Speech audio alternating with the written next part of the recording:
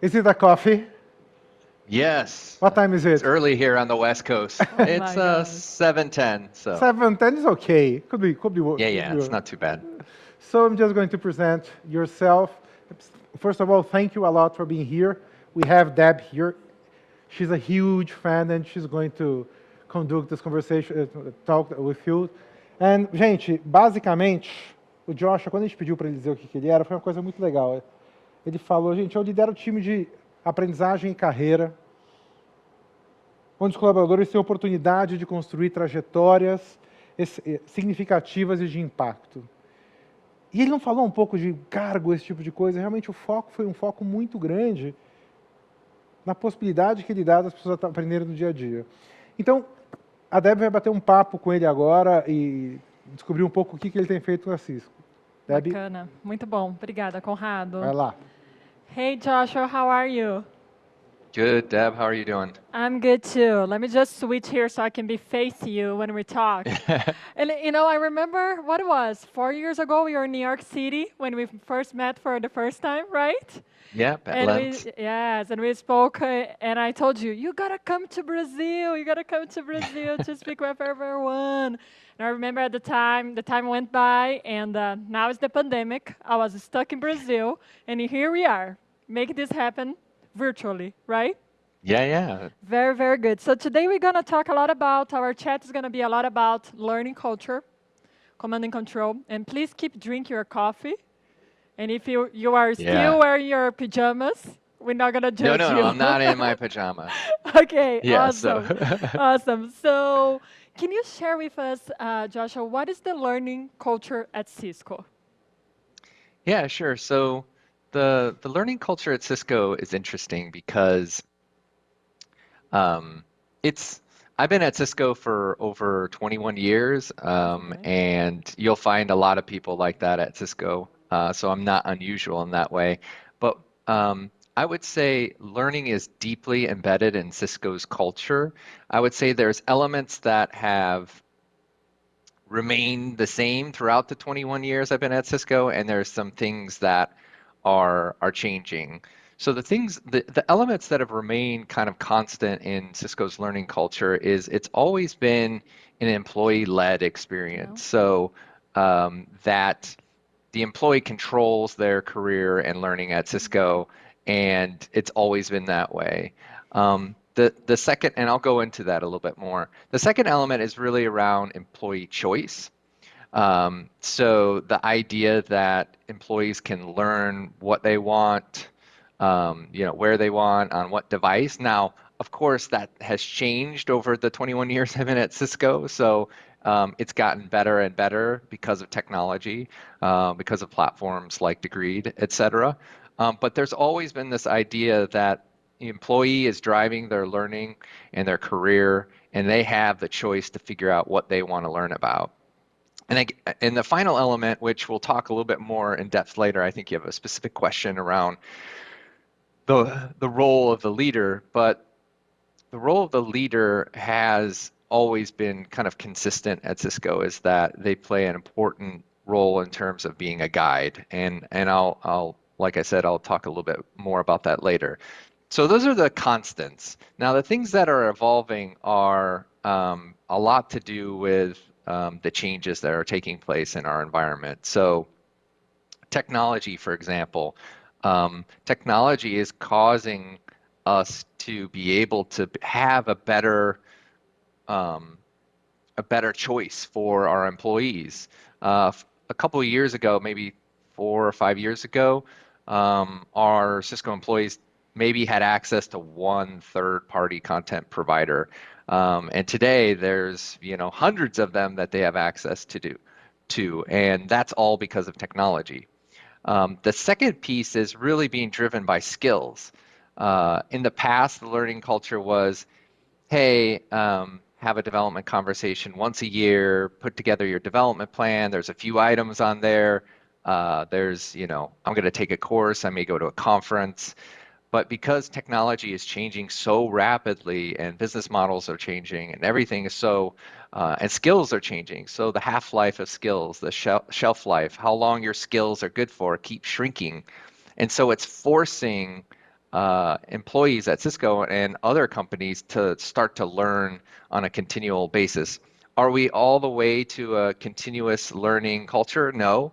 But I think the fact that technology is changing and people are having to keep up with their skills is starting to force people to move in that direction. And the last thing I would say is, in the past at Cisco, we always had this idea that career and learning are separate. And I don't know why it took us so long to figure out what really they're inextricably linked. So say, for example, you're going to do a stretch assignment. Is that learning or is that career development? I would argue it's a bit of both. And so that's getting, so we're starting to look at things like piloting things like talent marketplaces at Cisco. So when I do a stretch assignment, that's helping move my career forward. That's helping increase my skills because most people know that 70% of what we learn is on the job. So in summary, I would say the key elements that have been stable throughout my 21 years at Cisco is the employee-led, employee choice, and leader as the guide. And then it's evolving into a more of a continuous learning culture. In addition, it's starting to merge the ideas and concepts around learning and career into one. So that's how I would explain Cisco's learning culture. I love that. And the way that I'm thinking as you're talking, it's the journey where you have the map, you have the leader as the guide, you have the people in the journey, but the map is probably the technology, the content providers that you bring together, right? And then you have those Yes. pathways with skills driving. That's amazing. And but the biggest challenge for a lot of the companies is also to keep the consistency about the learning culture when you have a presence in all around the world. And we know that Cisco is not a small company. Everyone knows about Cisco. You've been there for 21 years, which is amazing. So how you Yep. keep that consistency of the learning culture in different countries, like Brazil, for example? Yeah, so I think it keeps getting better because of technology. So and this may sound like a very kind of simple answer, but I think there's two things that you can do that are pretty easy that will help keep the culture globally consistent. One is equal access. So in the past, at Cisco, it'd be like, hey, if you're in Bangalore, India, you couldn't access certain programs because they were US based, or vice versa. There was India, specific technology programs that people in the US couldn't access.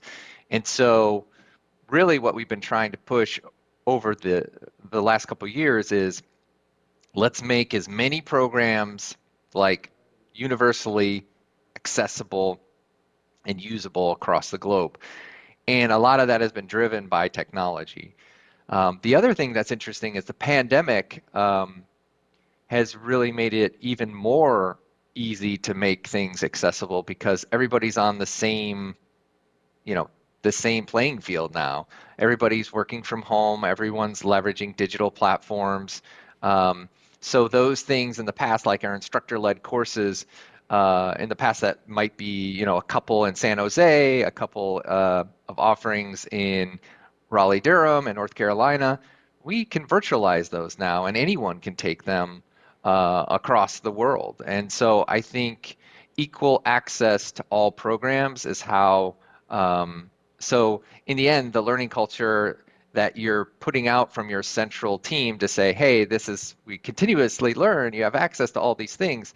If that doesn't show up in reality, then that's a challenge. The other key thing I would say is a consistent user experience is super important. So if a system engineer in Japan is logging on and their experience is different than a network engineer in San Jose, then it's hard to keep things consistent. So again, I think the key here is technology can really help us here, and the ability for like a learning experience platform to tether and connect all your disparate learning systems so it appears as if there is one entry to all learning at your company. So I would say those are the two main things. And again, there may be, you know, some localization that occurs in different places of the world. But in general, the key things are kind of consistent user experience and equal access to all learning and career programs. I love that. And the same applies also for companies that sometimes they're just having some technology or training programs, development programs just for leaders and not for the rest of the Yes. organization, right? So this is something that we also need to make sure that when we say equal, it's not just across the world, but also your internal audience as well. Yeah, and on the leadership, that's a great example, Deb, is like on the leadership front, that's the way it used to be at Cisco. It's like this black box that you couldn't get into unless you had the pass to get in, that you were a leader or a senior leader or, you know, executive. But what we do with that learning now is we take it and we've digitized it and it's in Degreed. And so we have a leader plan within Degreed where people can just go in and find all the relevant content for whether you're an aspiring leader, you know, a new leader, or you know, an experienced leader. So yeah, it's definitely trying to move away from that, hey, this is only for certain people, and move to, hey, this is for everyone. I love that. And since we're talking about the leaders, let's bring them back, the guiders, right? And let's talk what is their main role in this whole transformation, learning culture at Cisco. Yeah, so it's interesting. So the place where I would start is in the past, actually the way I would describe it is the role in the past of the leader was more compliance as it relates to learning and learning culture and career. And what I mean by compliance is, hey, let's tick the box for, did I have a development conversation? Did I put together a development plan? Okay, we're good. So I'm compliant. To today, where we're moving to more as leader, as coach, or career guide. And I'll explain a little bit about this. So at Cisco, we follow kind of the philosophy around strengths. The idea that, well, step back for a second. A strength is defined as something you're good at and something you like. And it's funny, Ashley Goodall, who kind of led a lot of the leadership development work at Cisco, says something you like and something you're bad at is a hobby. So just the differentiation between a hobby and a strength. So I always think that's pretty funny. But at Cisco, again, the leader's job is to get people using their strengths as much of the time as they can during the day. So, and if they do that, if a bulk of the team is doing things they like and they're good at for the majority of their time at work, you'll see that team performance improves. And we've done a lot of research to prove that. Now, that being said, the evolution of the leader's role in development, again, in the past, it was more compliance. Now, if you're wanting your team to be highly performant, you need to make sure that you're developing people's strengths. So that's another kind of unique thing at Cisco. We focus on developing our strengths versus weaknesses. So get better at those things you really like and are good at. So in the case of Cisco, a leader needs to develop their team in that way. The other thing that's interesting is why the role of the leader is evolving is that work is evolving. So as we start to move to more of a gig-based approach, an example is like someone on my team, their home base is learning and careers, our team, but they may be working on stretch assignments, different dynamic teams. So a lot of their work is being directed by project managers, other people other than myself. So that's where you need to raise your game in terms of providing more career guidance and being a what I would say is like a talent factory, helping develop talent and move them out into the organization and keep doing that. So the role of the leader just in a recap is just it's evolved. It's gone from compliance. Hey, let's have a development conversation. Let's create a development plan to an always-on career guide and coach that's helping people play to their strengths as much as they can. Yeah, and how I understand is Cisco is creating this environment where you guys are welcoming learning opportunities every day. And as you said, the way how summarized for me, the leaders role most important is how I continue fostering, right, this environment so they can continue learning. And by doing that, like people just get interested and going through all these different pathways, like you said, for leadership if they're interested, or they can go in different paths. But it's definitely like indeed to have that diversity inside the organization. So I love that a lot. I want to know how the learning culture at Cisco is impacting the business goals. Yeah, so the $100 million question. Way to throw me the hard, what we would say in baseball is the knuckleball, the hardest ball to hit. So connecting learning culture to business outcomes or business goals has always been like a challenge in the learning space. If we go back 10, 15 years, I remember doing like level 4 analysis and ROI, trying to show, how learning has impacted the business. One of my favorite stories is that I was in sales enablement at the time, and we were doing a kind of a level 4 business impact study, and we had shown that when salespeople took this training, that their forecasts were higher in Salesforce. And we were all excited. We presented it to the head of sales, and he's like, "Oh, that's great. So when sales goes down, I can blame learning." And we're totally caught off guard by that. Oh We're just no. like, no, no, Please no. don't. So yeah, so I think it's always been challenging to connect it to the business outcomes. That being said, I think things are changing because of a couple of reasons. So I can't specifically say these are the things that learning culture are impacting today at Cisco, but in the future, I'm hoping because of technology changes, skills, and a few other things that we will be able to do that. And let me talk a little bit more about that. So from a technology perspective, when people are actually going into platforms like Degreed and all these always-on learning platforms, there's a data exhaust they're creating. And so in the past, when we had learning data, we didn't have access to this level of detail. Josh went in, he took this course, he completed this course, he did this assessment, etc.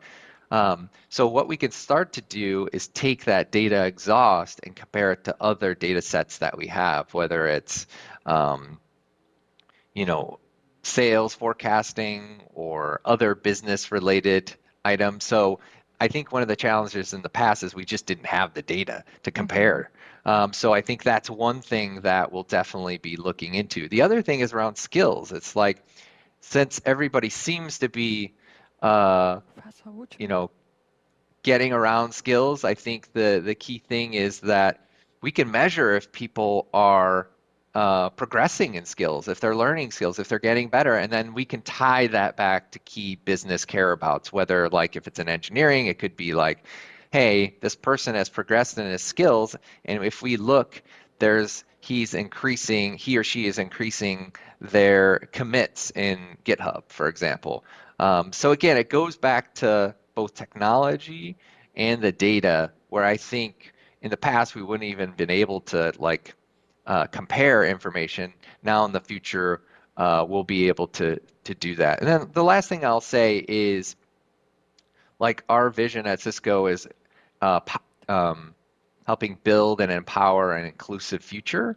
And so I think in terms of a learning culture and always getting better and providing equal access to learning is something that aligns specifically with our strategic vision.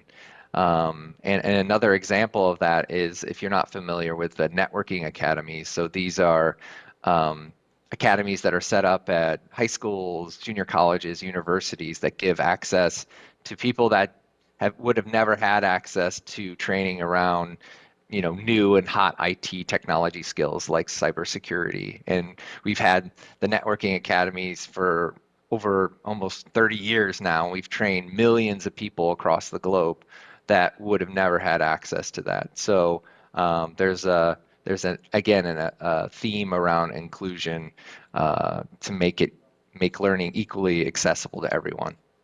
That's amazing. Not only inside of Cisco, but outside too. You guys are working to make Yes. it equal. Amazing. If I had $10 million, I would give to you for the question that you gave to us. I'll be honest with you. It was awesome answer. I know we are running out of time here. We started a little bit late, so I want to thank you so much, Joshua, for joining us so early. Our team is going to put in the chat your LinkedIn. So I'm sure if people have more questions, they want to chat with you, you're always so Yeah, sure. available to connect with everyone. And thank you so much for one, being here so early, two, being so vulnerable to also share that sometimes we don't have all the answers and all figure out, but we are working towards that. And for driving a learner culture that we all can be inspired by. Thank you so much. Yeah, sure thing, Deb. Hope you guys enjoy the rest of your conference today. Look forward to connecting with folks on LinkedIn. Take care. Take care.